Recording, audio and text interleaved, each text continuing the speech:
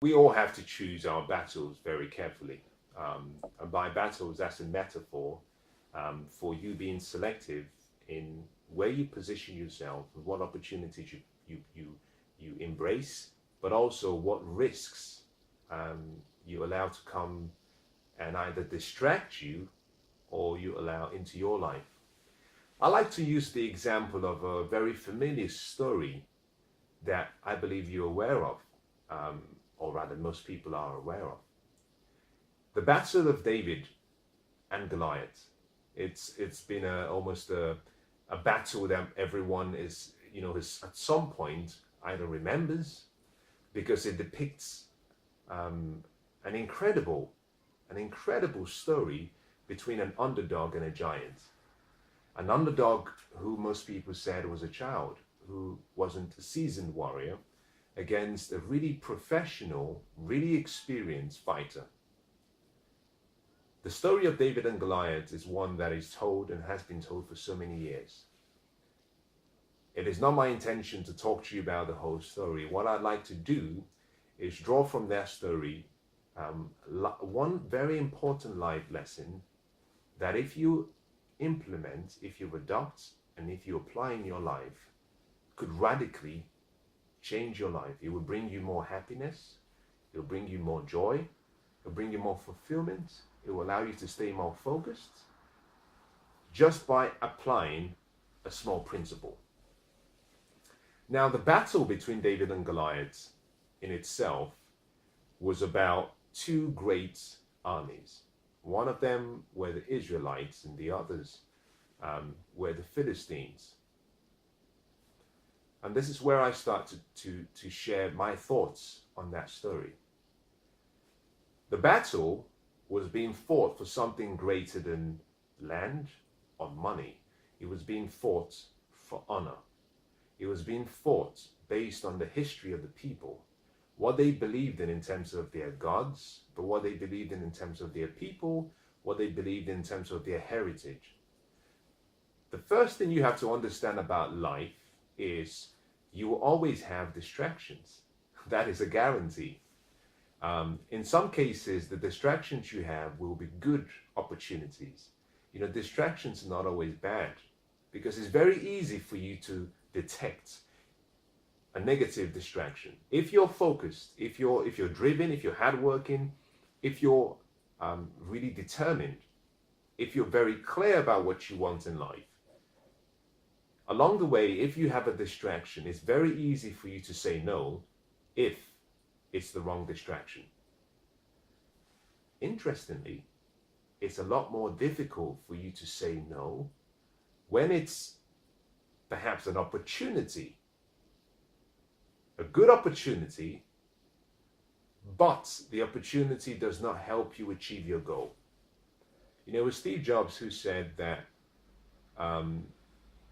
he would go up to his chief design officer, I believe his name was Ivy, and every day he would ask Ivy, how many times have you said no today? For Steve Jobs, he had almost an obsession with saying no, because he believed that focus had less to do with what you were doing. It had more to do with letting go of great, interesting, exciting opportunities that took your focus away from your ultimate goal. He believed that it was more about, it was less about saying yes to a particular thing and more about saying no to so many other things. In the same way, going back to the story of David and Goliath, these two great armies were fighting for honor. And I'll start by saying this: whenever you find yourself in a difficult situation, always ask yourself, what is this battle for? I've found from my experiences, and I share this with you, but I've found from my experiences that a lot of times, every time I've had a difficult situation, whether that be a verbal battle, an emotional battle, very rarely have I been in physical battles, except perhaps when I'm sparring or when I'm doing some controlled training with a partner in martial arts. But I've never been in a kind of physical battle because I I've disciplined myself to always ask the question, what is the purpose of the battle? What are we fighting for? But interestingly, in my case, every time I've had emotional, mental battles or difficulties or challenges, I've found that it's always been because of my ego. And if you can discipline your ego, half of your troubles in life actually go away. Now, your ego doesn't have to be crushed. It just needs to be redeemed. So don't try to eliminate your ego, just redeem it. And I love what Wayne Dyer said about your ego. He says, your ego is simply you edging God out. Whenever you find yourself in a battle, you get on the train, someone is trying to make trouble with you. It's a verbal confrontation. You're on the phone to perhaps a company that is providing services to you. The customer service representative is not being friendly. Always ask yourself the question, what is the battle for? Who am I battling for? Am I battling for honor? Am I battling for my ego? It always has to be for something bigger. It always has to be for something bigger. Now let me go straight into the part of the story that really fascinated me and really fascinates me still.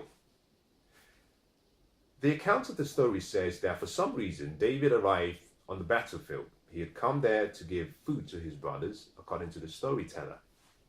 And upon arriving, he heard Goliath calling out his opponents to send one man to come do battle with him. The terms of the deal was such as, if I win, then you guys become my slaves. If you win, then we become your slaves. Very simple. It was something that was very natural in those days. You know, the best, rather than have two armies go to war, and there's so much bloodshed and so much, so many killings and deaths. In some cases, what would happen is that one army would send forward their best man, another army would send forward their best warrior. The two of them will fight, they'll do battle. Whoever wins represents the whole army of the other side. They win. So David heard this really intimidating 9-foot giant calling out his opponents for a duel, for a fight. The words being used by Goliath irritated him, but he stayed focused. What I love about the story is the fact that David asked a question, and I hope you write this down. If you don't have a journal with you, I think it's worth waiting for. I think this is where you get to pause. If you're re-watching this, if you're watching live, you get to pick up a pen and write very quickly. Now, I'm delaying intentionally to give you some time to grab a pen because this is so powerful. David asked the army, his army, the Israelites, he asked the question, what will be done for the person who defeats this warrior? What will be done for the person who defeats that warrior? He's so clear about his focus that he asked the question twice. Now, the response given to him is also very interesting. You see, what David did is he qualified the battle. Before you go into any battle, always ask yourself, what's the reward? You have to have a reward. If you're going to do battle verbally, emotionally, physically, there has to be a reward greater than the pain you have to go through for the battle. All battles are not created equal. Some will require your full attention. Some will require your focus, your time, your energy, your efforts, your mind. And interestingly, some will stay with you for years to come, for days, for months to come, because you always have remnants of that experience. So you always have to ask yourself, what's the reward? You do a cost-benefit analysis very quickly. If the reward for the battle is not worthy of your time, your energy, your passion, anything, your presence, you walk away. You walk away and you go on your way. It doesn't mean you're a coward. It just simply means you have a very clear idea about your worth. The response provided to David was incredible. The other warriors said, well, the man who defeats this giant will never have to pay taxes again.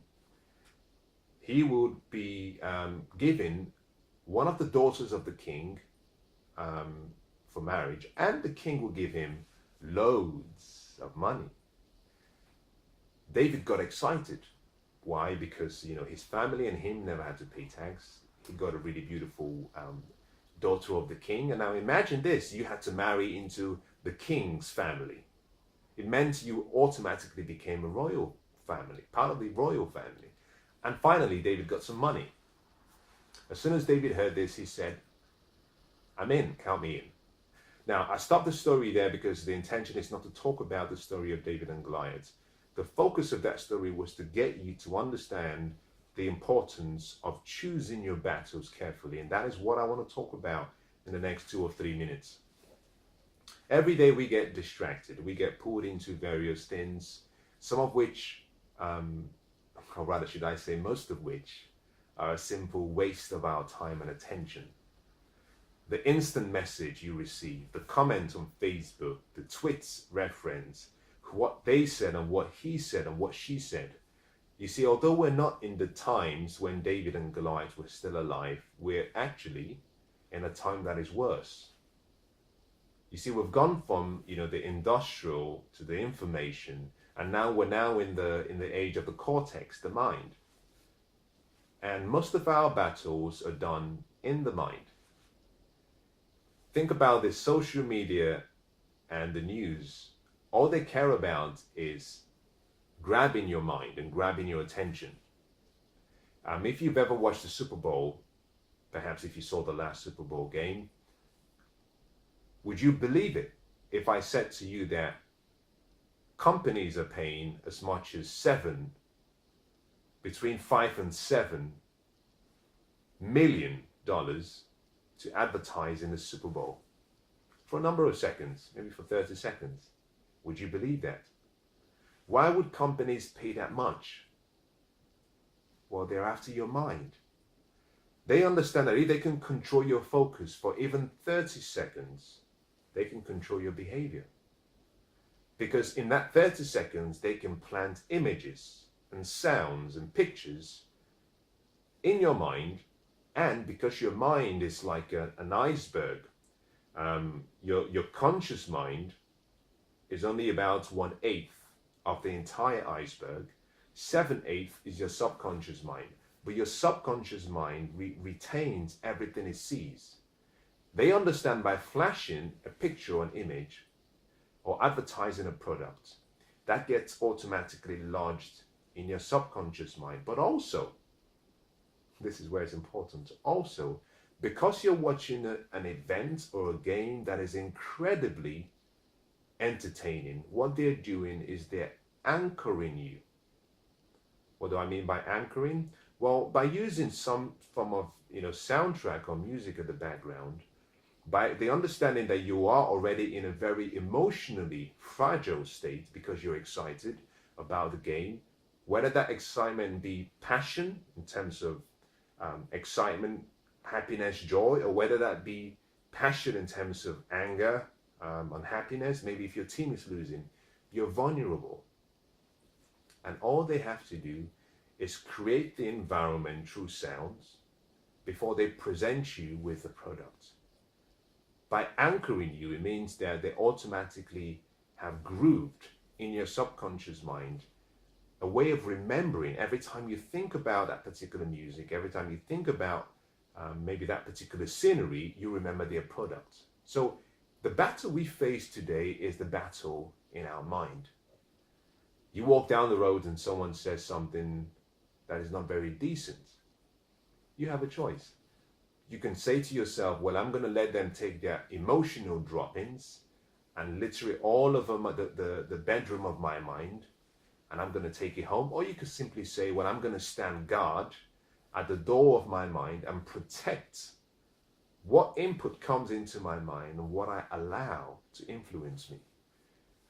The challenge you will face in the next coming years will be protecting your mind, because if you can protect your mind, you can protect your life. You see, wherever you focus, your energy moves in that direction, and focus controls how you feel. If you sow think about this, if you sow a thought, you reap a feeling. If you reap a feeling and you sow that feeling, you reap an action. If you sow an action, you reap a habit. If you sow your habits, you reap a character. If you sow your character, you reap a destiny.